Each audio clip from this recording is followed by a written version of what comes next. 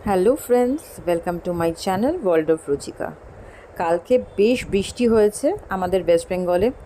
তো এত গরমের পর একটু শান্তি পেয়েছি আমরা। তো তার সঙ্গে বাঙালিরা কিন্তু খিচুড়ি খেতে খুব ভালোবাসে, স্পেশালি শীতের সময়, বর্ষার সময়, বৃষ্টি টিষ্টি হলে।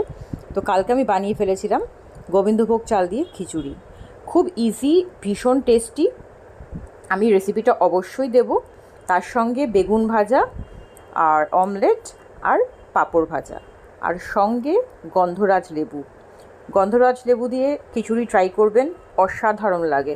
অনেকেই আমরা আচার খেতে ভালোবাসি, বাট গন্ধরাজ দিয়ে খাবেন, দারুণ লাগবে। তো চলো, টাটা। আর don't forget to like, share and subscribe.